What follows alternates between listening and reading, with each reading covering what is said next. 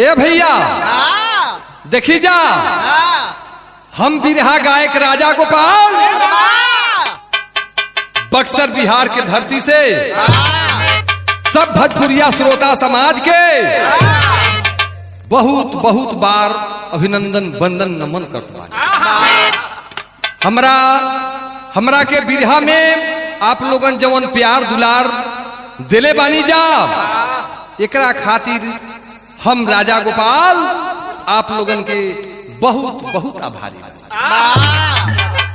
आज हम अपना पहलवानी के गुरु रामानुज पहलवान के जीवनी गावे जा रहे बानी। आज तो हम गायकी कर रहल बानी, लेकिन पहले के हम हूँ एगो पहलवाने रहे। हम अपने पहलवानी के गुरु रामानुज पहलवान के वीर गाथा गाने जा रहा हूँ। जमुना बिरहा के शीर्षक पर बक्सर की शान रामानुज पहलवान। हम आप लोगन के बता दिए चाहत बानी, हमारा आशा ना बल्कि पूरा विश्वास बा कि बिरहा सुनला से आप लोगन के रोम रोम में पहलवानी के तरंग जग जाए। आप लोगन तब बिरहा सुनते बानी जा, हई मुअलन तो हई जियलन, लेकिन हम ऐसने कुछ गाइला जौना से कि मानव जीवन में एगो अलग शरीर में शक्ति के संचार हो। हमारे रविंदर कवि जी जो कि हमको गाने बजाने का बहुत लूर सहूर दिए, कवि जी 4 लाइन भूमिका लिखते हैं। क्या मास्टर?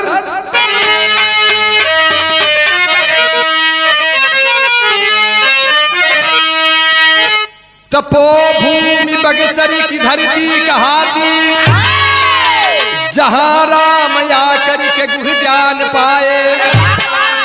चैवन महर्षि कुंवर सिंह यही के और विश्व विजयी बातक विश्वमिल जी कहाए। गौतम अहिल्या महामुनि ज्ञानी, पत्थर की मूरत बनी है निशानी। एक सच्ची कहानी सुनाता यरो,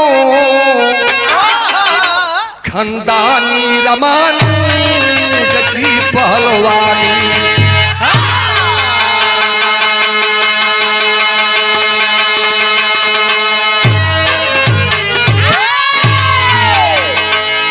एक सच्ची कहानी सुनाता यरो, खंदानी रामानुज की पहलवानी। कवि जी एक लाइन गजल के अंदाज लिखलन। कवि के भैया लेखनी में बहुत जान होला। बतावल जाला कि जहाँ रवि न पहुंचलन वहां कवि पहुंच जाला। हमरे रविंदर कवि के बहुत बहुत हमरा गान बजान में सहयोग बाटे। कवि जी के सत नमन बाटे हमरा। कवि जी एक लाइन गजल के अंदाज लिखलन। का लिखलन मार साहेब?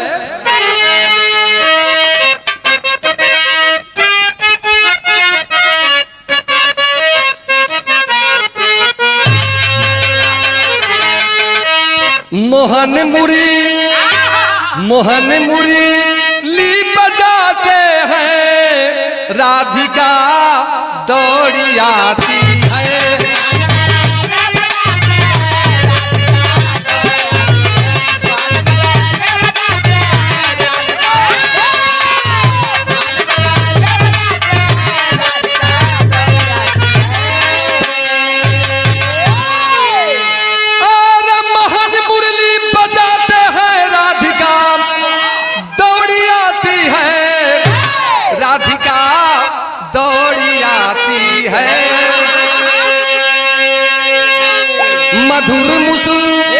मधुर मुसुम कान भर करके गोपियां रास रचाती है।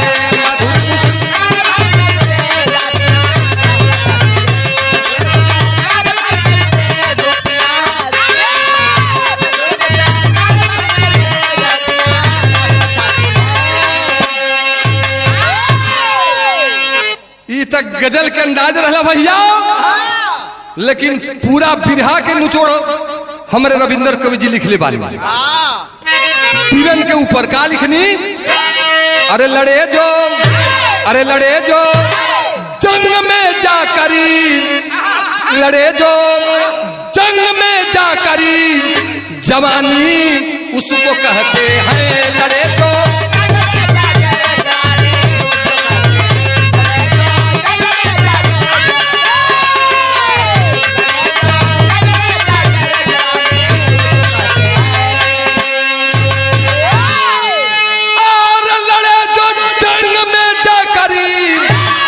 जवानी उसको कहते हैं, जवानी उसको कहते हैं, रे जवानी उसको कहते हैं।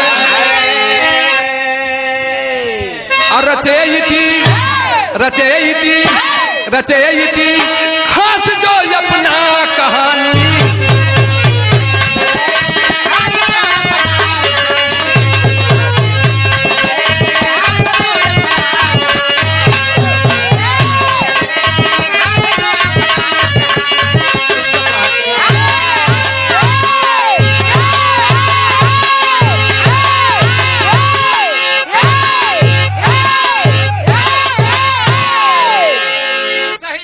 लड़े जो जंग में जाकर जवानी उसको कहते हैं। रचे इतिहास जो अपना कहानी उसको कहते हैं।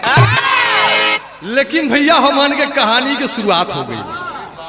कहानी कहाँ के बा, कैसन बा, केकर कहानी बा। कवि जी नग्न के लाइन लिखनी, का लिखनी मार साहेब।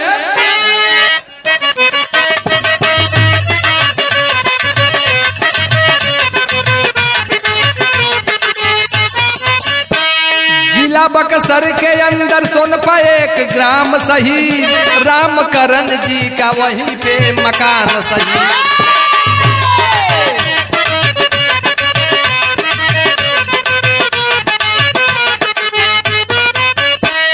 माता जमुनी से 5 थे कुमार हुए, माता जमुनी से 5 थे कुमार हुए, यादो रामानुज बड़ा ही होनहार हुए।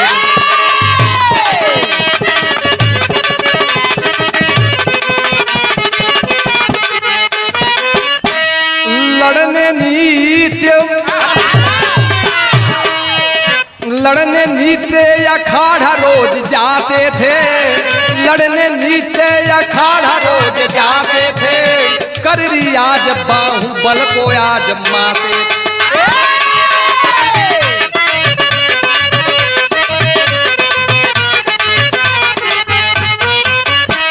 गांव में रहकर अपना बीए तक पढ़ाई किए, गांव में रहकर अपना बीए तक पढ़ाई किए, करके काम अच्छा लोगों का भलाई।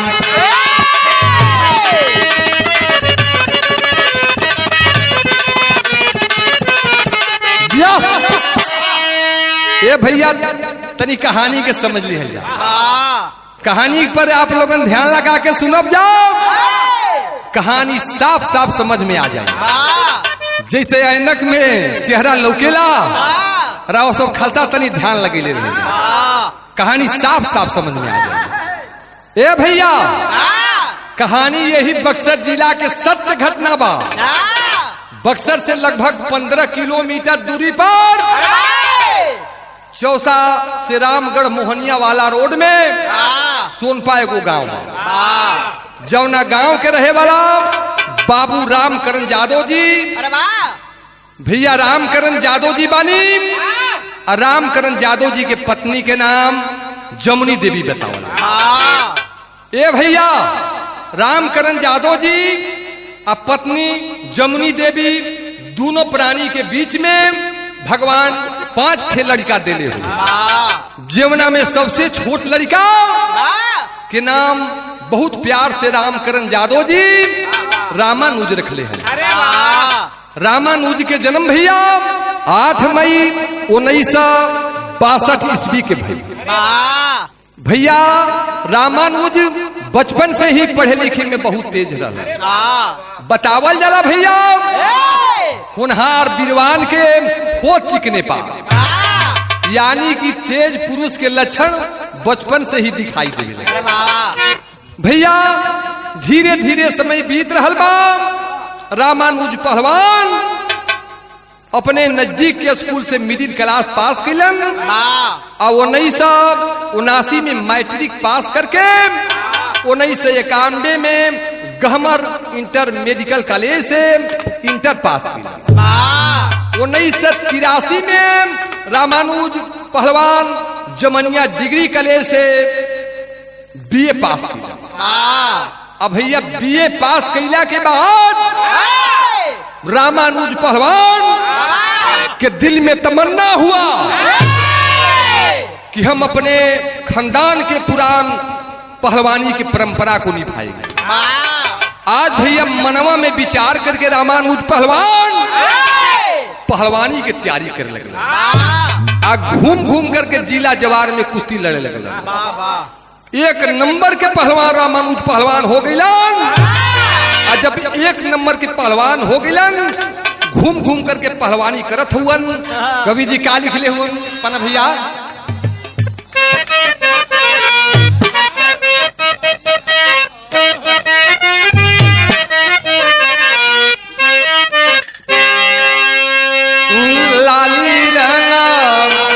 लाली रंगा ओढ़ी के चदरिया ससुरारिया जाली हो पिया।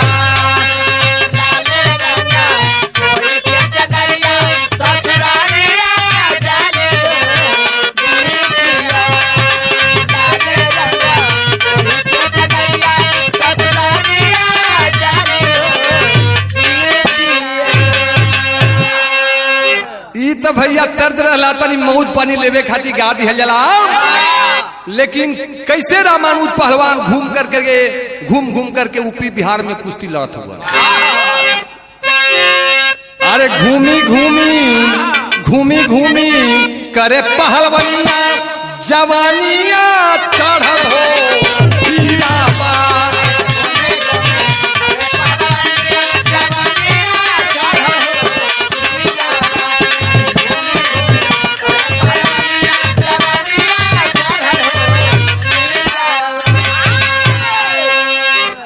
गुरुवर सुखारी जी करावेलन रियाज हो। अब भर्ती भइले जाके रामानुज जंग बाज हो।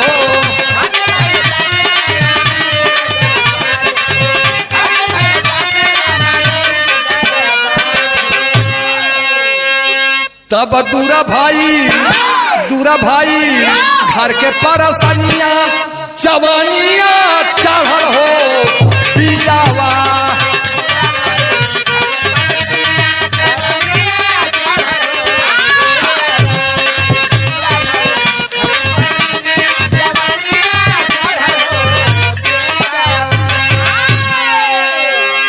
भैया तनी बात के समझ लिहल जाओ। रामानुज पहलवानी करत हुवन, यही बीच में सीतामढ़ी से खुला भर्ती निकलल बाटे बिहार पुलिस की। रामानुज पहलवान की जानकारी भइल बा। रामानुज पहलवान सीतामढ़ी में जा करके बिहार पुलिस के फार्म भरले हुए। अब बिहार पुलिस में भैया दौड़ में 1 नंबर का स्थान ला करके रामानुज पहलवान बिहार पुलिस में भर्ती हुए। आज जौनी समय रामानुज पहलवान बिहार पुलिस में भैया भर्ती हो गइलन, वही बीच में पहलवानी करत हुवन समय बीत रहल। बतावल जाला भैया कि 57 किलोग्राम में रामानुज पहलवान इंडिया में कई बार गोल्ड मेडल दिए। आज भैया रामानुज पहलवान के दिल में इच्छा हुआ कि हम लड़कन के पहलवानी करावे वाला कोच बन जाए। आई मनवा में विचार रामानुज पहलवान के भइल। रामानुज पहलवान NIS कोच बने खातिर पटियाला गई। कवि जी कितना सुंदर भाव लिखलन अंतरा के, NIS कोच बनलन पटियाला में जाके। सिल्वर मेडल जीत लिहलन डंका बजा के।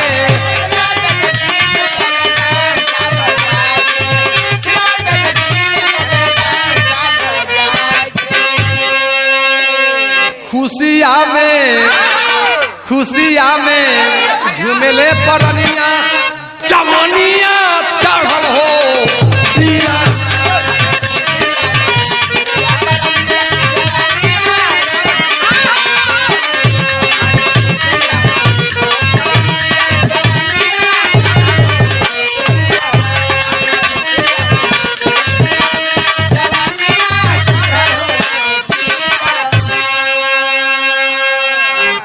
ए भैया रामानुज पहलवान जौनी समय बिहार पुलिस में बहाल भैलन, हम बतैनी है कि रामानुज पहलवान लड़कन के पहलवानी करावे वाला कोचिंग के तैयारी करे बदे पटियाला गईलन।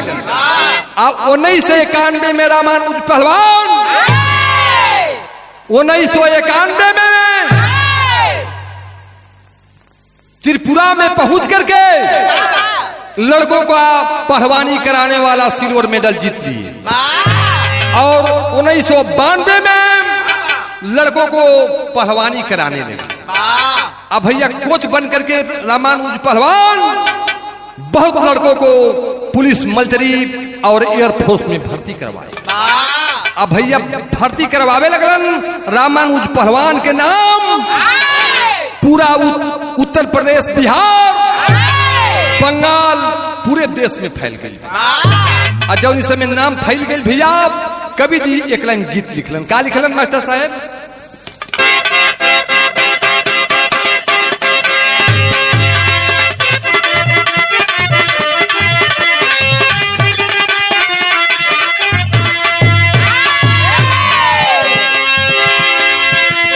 भैया कवि जी उहे गीतिया लिखले बन का मास्टर साहब?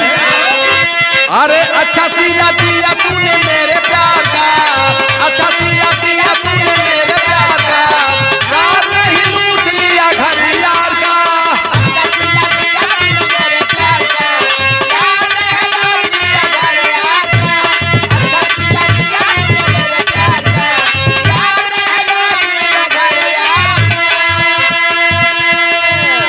ए भैया रामानुज पहलवान लड़कन के तो बहाल करवते बड़न, रामानुज पहलवान के नाम के डंका बज गई। आज जो समय डंका बज गई, कवि जी भाव लिखलन। का लिखलन? अरे जनहित में जीवन को नीलाम कर दिया, जनहित में जीवन को नीलाम कर दिया, रामानुज जादो ऐसा काम कर दिया।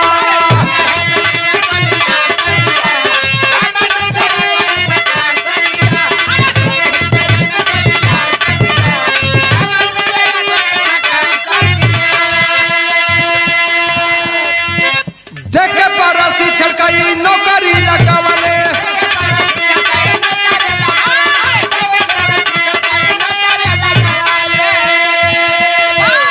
जिला जवार में नममा बढ़ावले,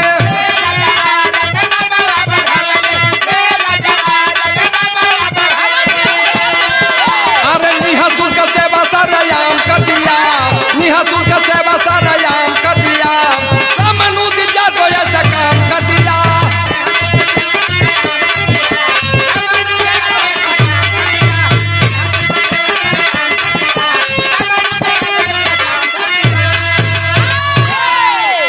अतने ना भैया रामानुज पहलवान कैलन निःशुल्क सेवा, मतलब कि फ्री में लड़कन के पहलवान बना करके हम बतैनी है कि बहुत लड़कन के पहलवान बना दे।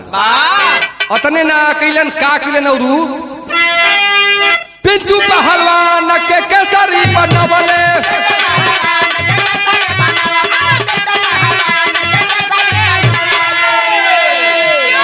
किशोर के ताजा नन के पहिरवले,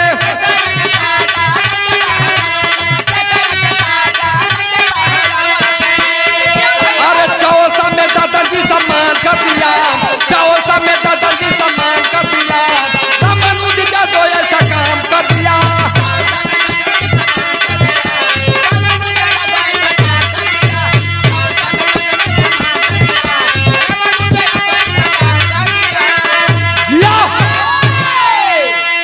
आज भैया 2015 ईस्वी के माननीय वित्त मंत्री ददन पहलवान हमारे ही जिला के अंतर्गत चौसा में बिहार केसरी का दंगल करवाया।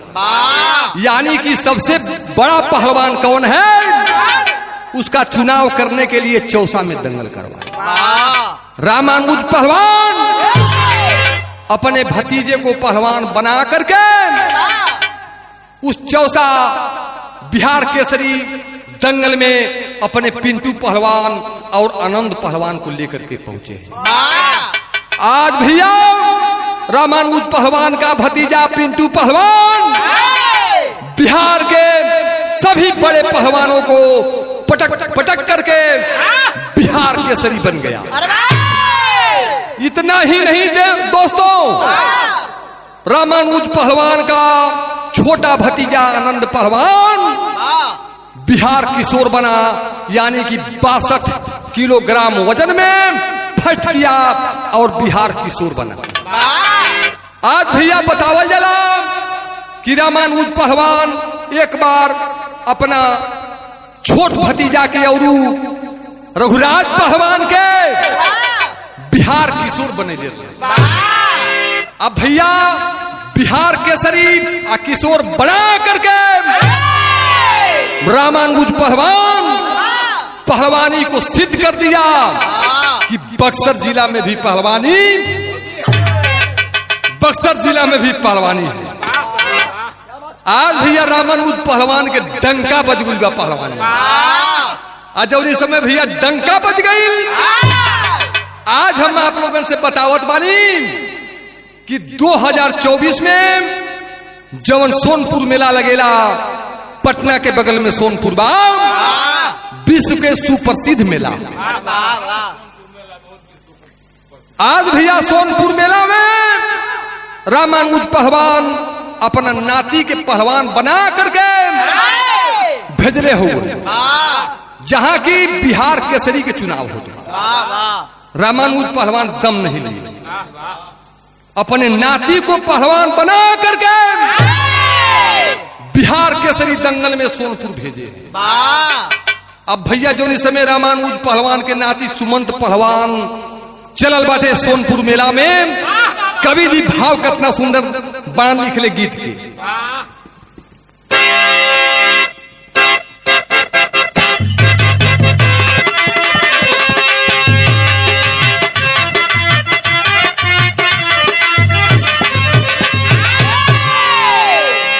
ए भैया आज कैसे सुमंत पहलवान सोनपुर मेला में जा रहा बा, कवि जी एक लाइन गीत लिखलन। भाव बाबू है कि कौन मर्द अपना पत्नी के छोड़ करके सुतले चल दिले बा। कहाँ गइल बा हो भैया? बहरी गइल बा भैया द्वार पर। कवि जी का लिखलन मर साहेब, अरे छोड़ी गइले रे रात सुतले से दरिया पे,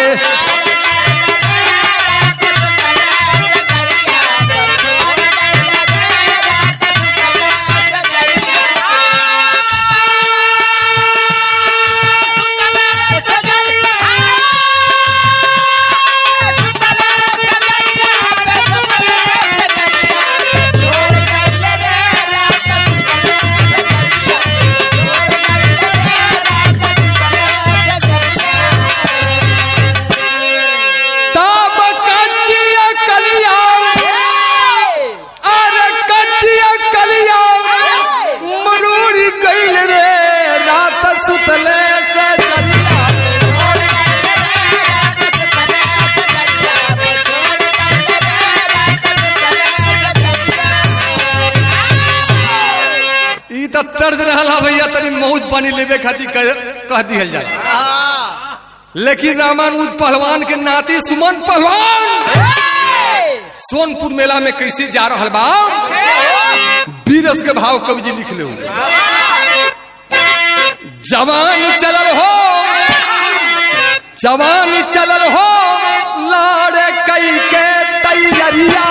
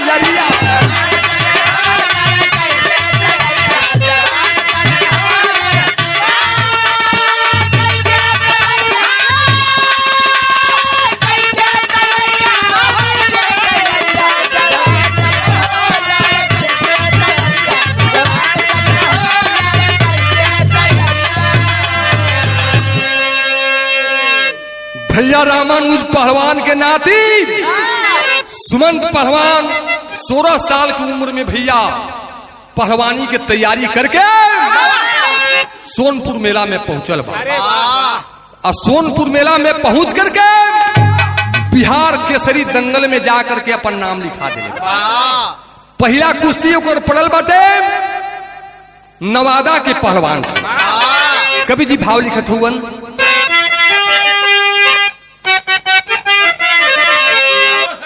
पहला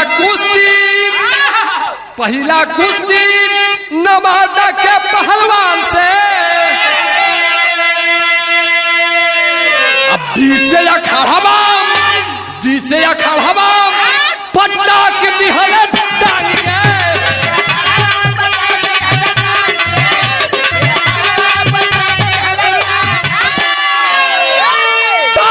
विजयी के बाजलम और विजयी के बाजलम सभा में बढ़िया जवान चलन हो।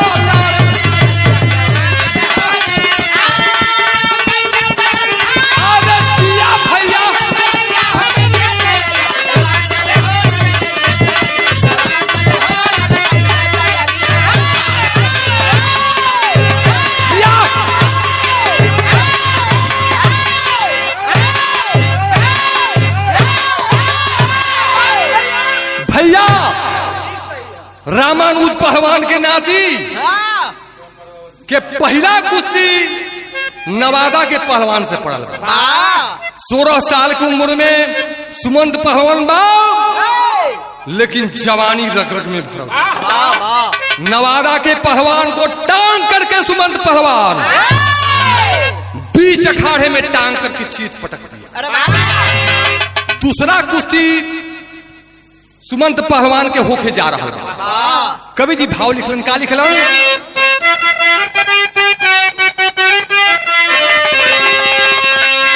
दूसरा कुश्ती सोनू पहलवान से। अब दिहले पता की जने उद्दाव बांध के।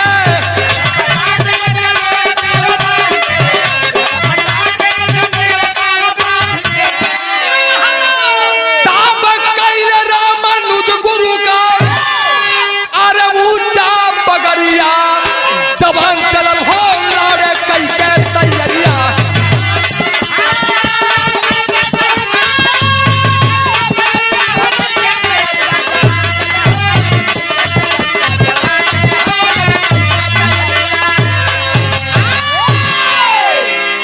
ए भैया 8/12/2024 के दिन हम बतैनी है कि बिहार केसरी के चुनाव सोनपुर में हो रहा है।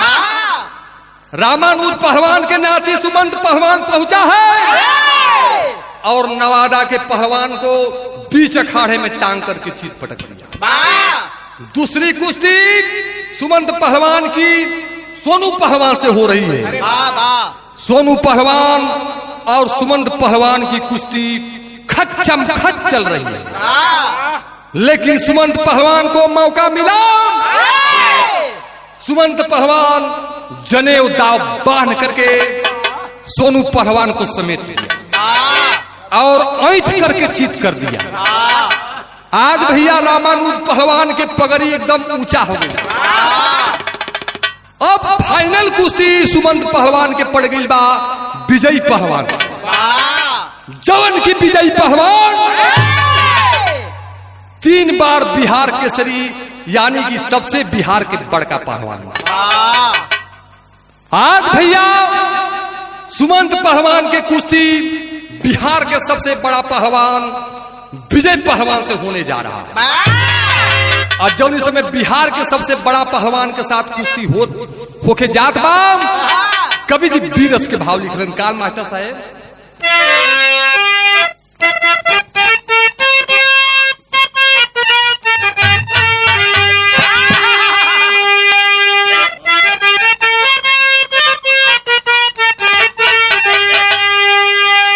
अरे कसी के लंगोटा सुमंत पहलवान।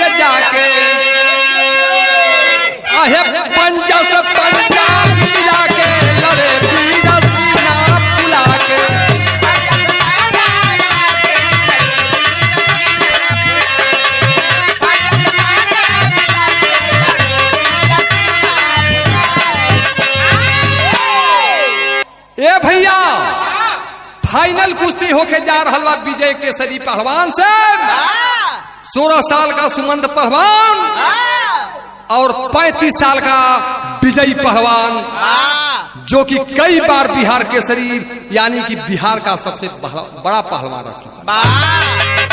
रेफरी 6 मिनट का समय दे रहा है। दोनों पहलवान की कुश्ती फंस गई और खचम खच कुश्ती चलने लगी। भैया खचम खच कुश्ती चल रहा बा। रेफरी कले बाकी दोनों पहलवान बहुत अच्छे पहलवान हैं, लेकिन भैया सुमंत पहलवान के मौका मिलल बा। सुमंत पहलवान के। सुमंत पहलवान निकास दाव पर विजयी पहलवान को ऊपर उठा लिया। अब भैया सुमंत पहलवान ऊपर उठा करके विजयी पहलवान को साफ बीच अखाड़े में चीत पटक दिया। और जौन समय भैया सुमंत पहलवान विजयी पहलवान के बीच अखाड़ा में चीत पटकले बा, बक्सर जिला के जितने लोग हुवन खुशी के ठिकाना है। भैया कवि तेरी के भाव लिखल का लिखल साहेब,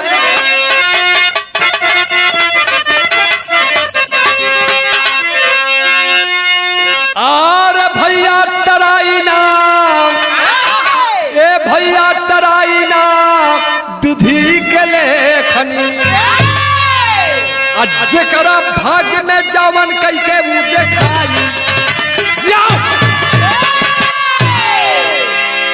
तराई ना विधि के लेखनी, जेकरा भाग्य में जवन कई के वो देखाई। तराई ना विधि के लेखनी।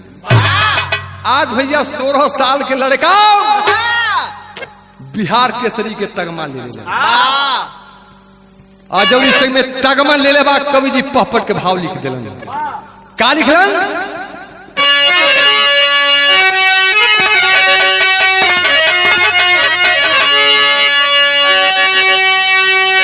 आर बादल बिगुल बिरता के, बादल बिगुल बिरता के, तबयल बेला पीर बघेला के, चर्चा चारू वरिया सब करेला पीर बघेला के।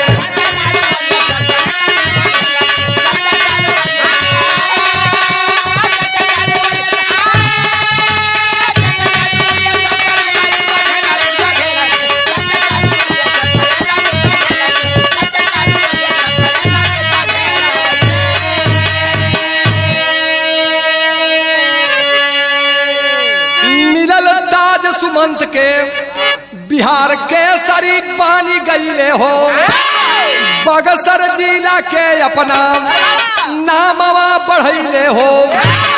तब सुन संदेशा लोगवा तब हर्षेला पीर बघेला के, चर्चा चारू वरिया सब करेला पीर बघेला के।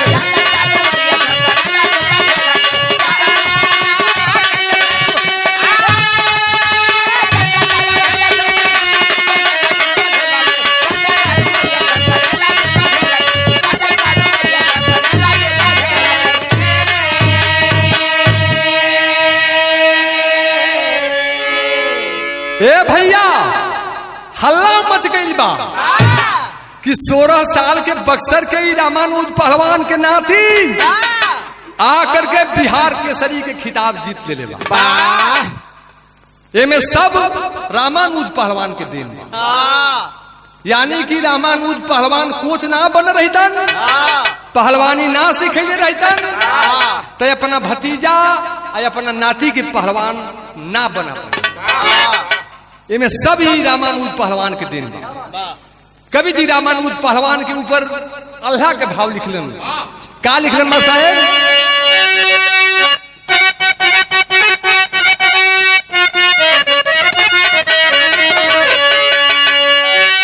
धन बागा सारा धन्या बक्सर के माटी भैया,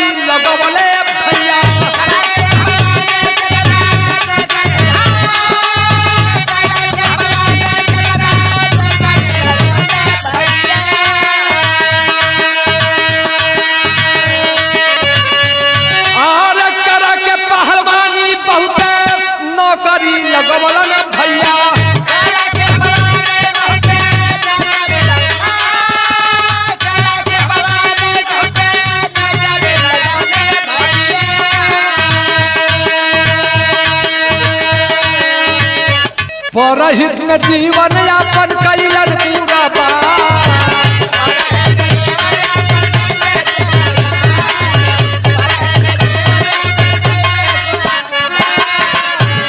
ताब गरीब सहायन के करलन मदतिया, गरीब सहायन के करलन मदतिया, आ गौवा के लोग सब करेला हो बखान।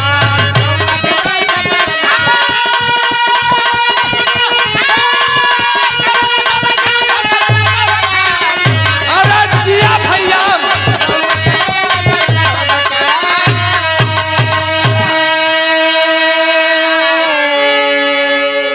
ए भैया, आज बक्सर नगरवासी सब लोग रामानुज पहलवान की प्रशंसा कर रहे हैं। कवि जी खड़ी के भाव लिखते क्या लिख रहे साहब? एक रीड मार से तनी और बढ़ जाई।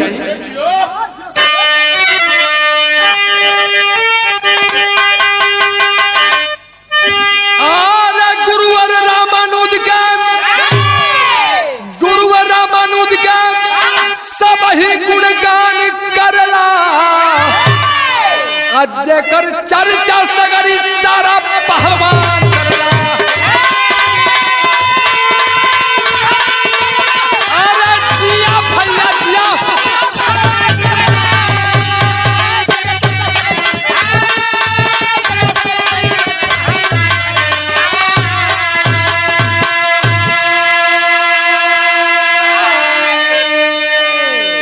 आज भी सोनपा में चलत पाया खाड़ा, अल्लाह गला जवानन के जहवा जमाड़ा। और गिर के चरण में, और गिर के चरण में शीशे सब सम्मान करला, जेकर चर्चा सगरी सारा पहलवान।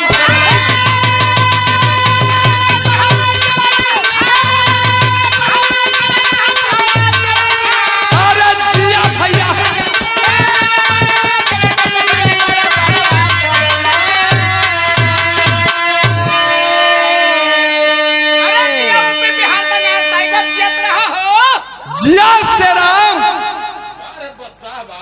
अब भैया हम हन के रामानुज पहलवान ऐसा काम कैलन कि बक्सर जिला में पहलवानी लिया दिहलन।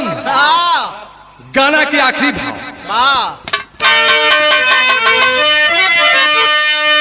जय जखाड़ श्री स्वामी जी के राजा गोपाल एक